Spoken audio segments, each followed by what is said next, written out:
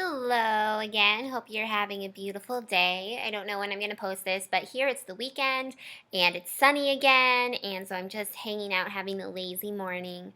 Just used my favorite new skincare product and I'm so in love with it. And it's making my skin feel super vibrant and alive. It's called Imbibe. I talk a lot about it on my Instagram. So check it out if you are interested.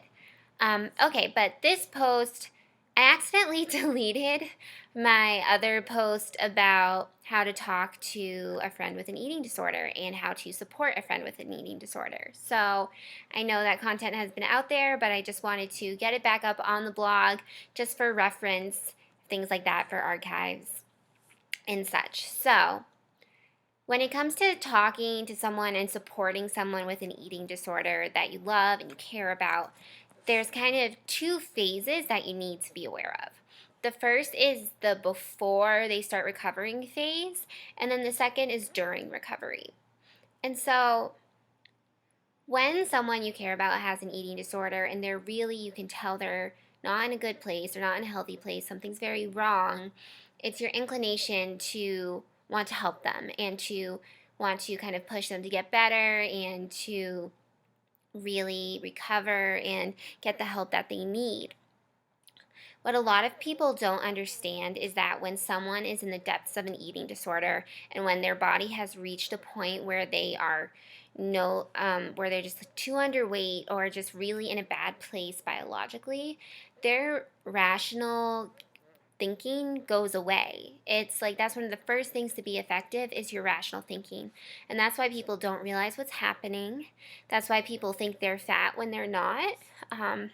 So it's really a hard situation because you're trying to talk to someone who can't hear the messages that you're giving them.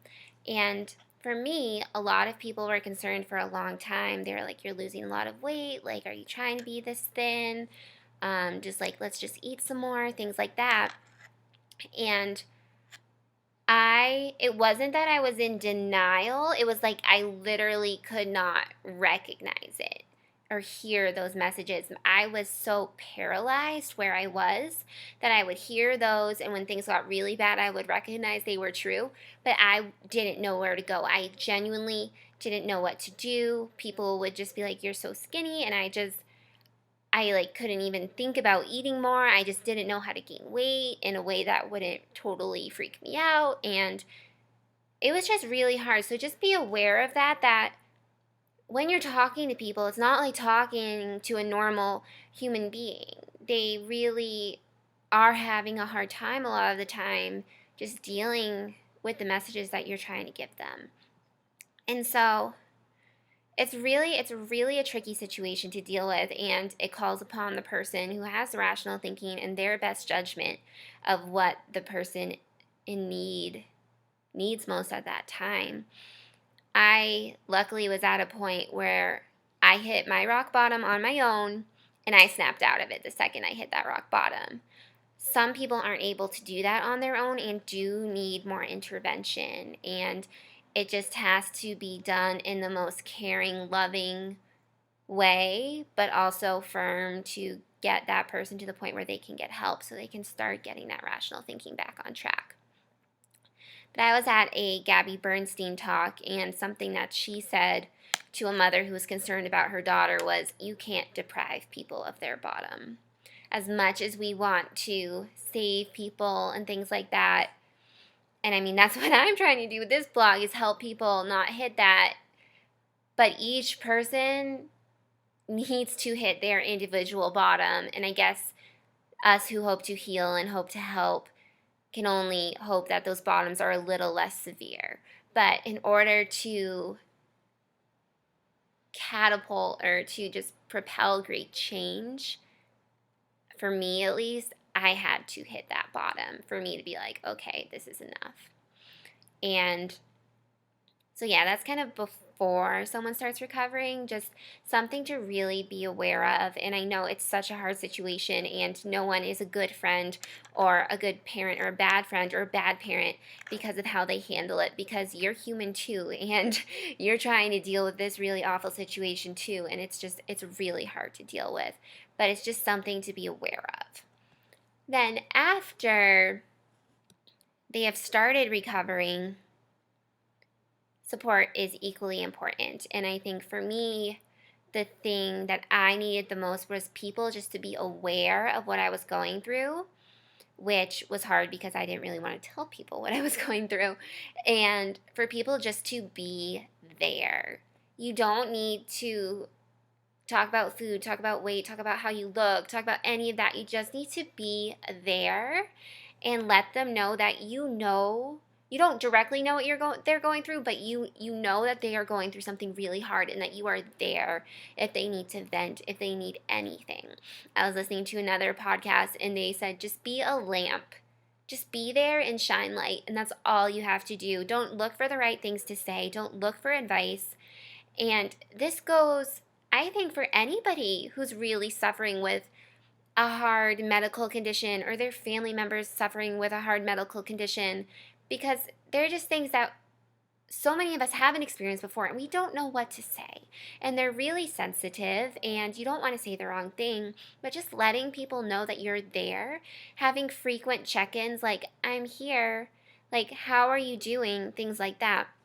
Because for me, I was in treatment for 9 days and then I took off to go to an internship across the country when I really should have been in treatment for a matter of months. And so I really was lacking that support that I needed. My world was crumbling and I had very little support. I saw a therapist twice a week and that was it.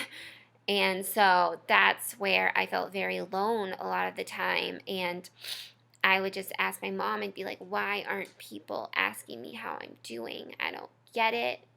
Things like that. I was just heartbroken and crushed that I felt like no one was asking me how I was doing. Now I realize it's because they didn't know. They didn't know what I was going through, and it's really hard to figure out what to say. So, just in response to that, I think the best thing that we can all do when we're supporting people, and it's something that I've learned through this, is just to be there, just to be a lamp. Let the people know that you are there to support them. And it's just really, really important.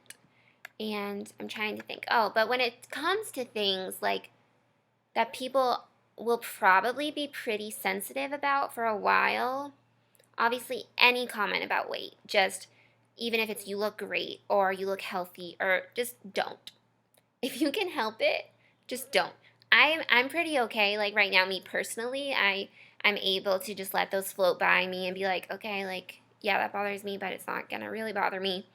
But for instance, one time someone made a comment, this was just in December, someone would make a comment about my appearance, about like how my arms, like I didn't look super muscular anymore or something like that. And I freaked out. I just couldn't, like, because people who are going through body image things, like, they are having such a hard time being okay with themselves and feeling good about themselves. And sometimes they get super dressed up and they feel super great. And then someone makes a comment like, you should tweak this a little bit or you should do that. And like just when they started feeling wonderful, someone says something like that to them and they just go crashing down. Like I started crying in the middle of a restaurant. And this was only in December. And like I got in pretty far, but those things do hurt. So when it comes to just stay away from it, other than the generic, like, that's a pretty dress, like things like that. Like, it's really hard. So just talking about weight or like real nitty gritty appearance details, probably not a good idea. Talking about losing weight or how unhappy you are with your body, probably not a good idea.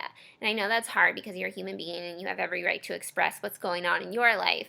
But that's really very difficult to deal with. I at work all the time. I mean, you hear people talking about, I'm trying to lose this weight and I'm doing this and doing that, and me just knowing how detrimental diets are and things like that, and like people tracking every step and having all these like gadgets and things for that. Like, just recognize that it's a sensitive subject for people. I'm trying to think if there's anything else. And just commenting on what people are having to eat in general, probably just, it's best to just stay away and let people go with the flow. So I know that's kind of restrictive, but it's just things to be aware of. Like I said, like I'm in a pretty good place with it, but some people when they're recovering have a really hard time with it. So I would just kind of steer clear till things are a lot more under control and trying to support them the best they can. And so, yeah, I hope this helps. Just shed a little light on that topic. Going through it taught me a lot about it. And yeah, so have a beautiful weekend. Bye bye. Or week, whenever I post this.